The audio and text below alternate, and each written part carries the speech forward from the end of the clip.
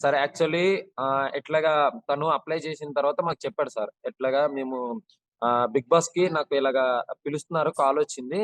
హ్మ్. వెళ్ళాల్సొస్తది' అని చెప్పేసి చెప్పాడు సార్. అప్పటికి తనకి లీవ్స్ ఉన్నాయి సార్. ఇప్పుడు ఓకే. మా టైమ్ పీరియడ్ లీవ్స్ ఉన్నాయి సార్. సో, ఆ లీవ్స్ పెట్టుకొని సార్‌కి సో అండ్ సో అని చెప్పేసి ఇలా ప్రాబ్లమ్ అని చెప్తే వదులుతారు సార్. ఎందుకంటే మన లీవ్స్ కాబట్టి, మన హ్మ్. పర్సనల్‌వి ఏమైనా ప్రాబ్లమ్స్ ఉన్నా, లేదంటే మనం ఏదైనా చేయాలనుకున్నా ఆ టైంలో లీవ్ శాంక్షన్ చేస్తారు సార్. తన లీవ్ ఓకే. కాబట్టి తనకు ఆ రోజు శాంక్షన్ చేశారు సార్. హ్మ్. శాంక్షన్ చేశాక తను అగ్ని పరీక్షలో ఎప్పుడైతే సెలెక్ట్ అయ్యాడో, తనకి ఇంకొంచెం లీవ్ కావాల్సొచ్చింది సార్. ఓకే. బేసిక్‌గా ఏంటంటే లీవ్ కావాల్సొచ్చింది. సో, తనెళ్లి తన రిక్వైర్మెంట్ చెప్పాడు సార్. సార్ ఇట్లాగా నాకు లీవ్ కావాలి. నేను ఎన్ని హ్మ్. వీక్స్ ఉంటానో తెలీదు. సో, అన్ని వీక్స్ నాకు లీవ్ కావాలి అని చెప్పేసి లెటర్ రాసి ఇవ్వడం జరిగింది. చెప్పడం జరిగింది సార్. చెప్పకుండా అయితే కళ్యాణ్ పడాలా బయటికైతే ఎళ్ళిపోవడం ఏం జరగలేదు. ఎవరైతే ఇప్పుడు ఫేక్ ఎలిగేషన్స్ తనని డిస్మిస్ చేసుంటారో, రిమూవ్ హ్మ్. చేసుంటారో, ఇట్లా రకరకాలుగా మాట్లాడుతున్నారు. కొన్ని కొన్ని చానెల్స్ కూడాను సార్ నేను చూసాను.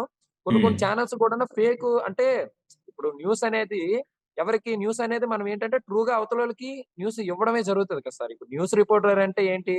న్యూస్ అందించడం. ఉన్నది హ్మ్. నిజం చెప్పడం. సో, నిజం అనేది యెస్. బేసిక్‌గా తననైతే రిమూవ్ చేయలేదు సార్. కొన్ని హ్మ్. న్యూస్ ఛానెల్స్ అయితే నేను చూసాను. ఓకే. ఫేక్ చెప్తున్నారు సార్ అట్లాగా. హ్మ్. So, okay.